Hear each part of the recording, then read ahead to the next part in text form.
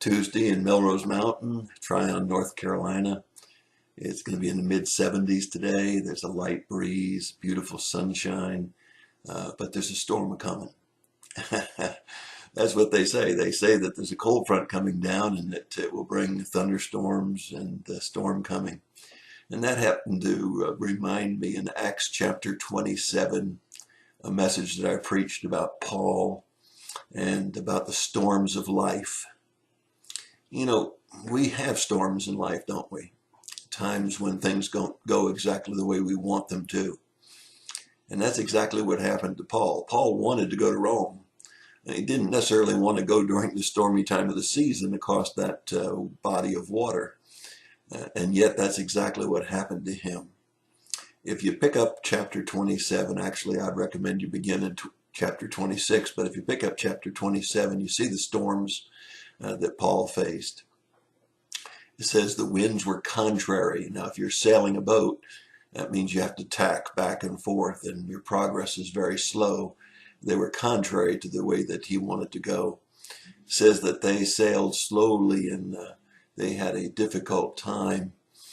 For 225 miles, they were in unprotected waters and contrary winds. Then they pulled into a place called Fairhaven. It would look like a great place to stay for the rest of the winter while the winds and the water were rough. And Paul tried to advise them that there was much danger ahead, but they overruled Paul and they took off again. There was violent winds, it says in verse 13. And in verse 15 and 16, it says they were driven by the storm. They were out of control. The storm was taking control. That happens to me sometimes out on the lake out here when I'm in the boat by myself and the bow is way up in the air and the wind's blowing real hard. It wants to take that bow being way up in the air and use it like a sail, and it's hard to paddle against the storm. Well, that's exactly what's happening to Paul here as they're trying to get to Rome, but the winds are driving them.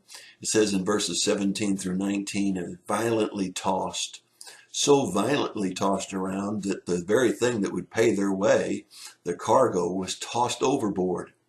And in verse 20 and 21, it says they were ready to give up hope. Now, I don't know if you can see the parallels of life, but I did. And I thought about how many times the winds seem contrary to the way that we want to go.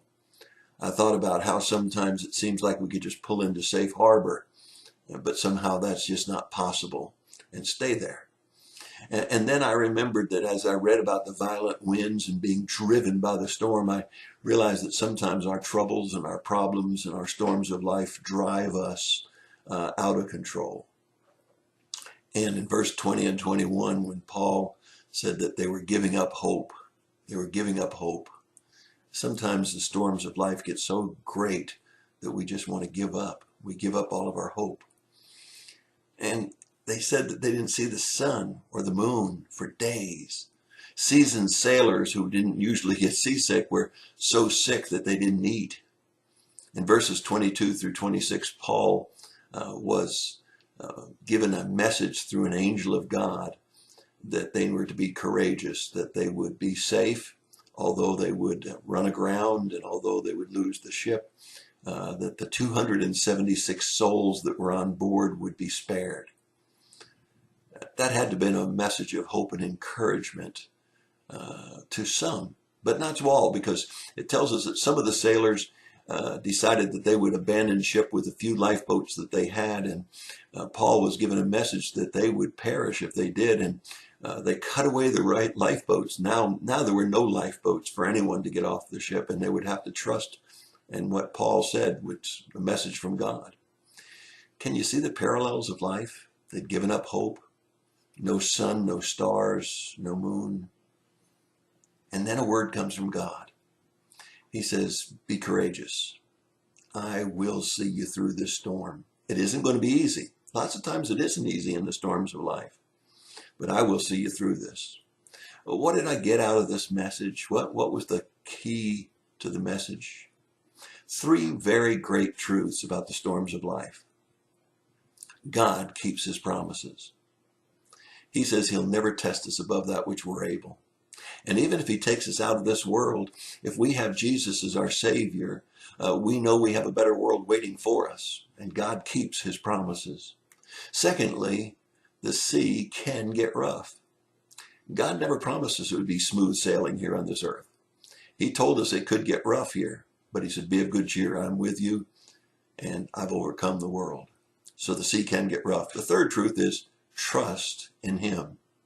If you read ahead in the story, you'll find that not only did Paul get safely off the ship onto an island, but so did all of the 276 souls. Now, the soldiers wanted to kill all of the prisoners so that they wouldn't be held responsible for them having escaped. But even God took care of that. And all 276 were safe on the island. Trust in him. That's your thought for the day. God keeps his promises. The sea can get rough. You may go through some storms of life. But if you'll just trust in him, he'll see you through. That's your thought for the day. God bless you and have a great day.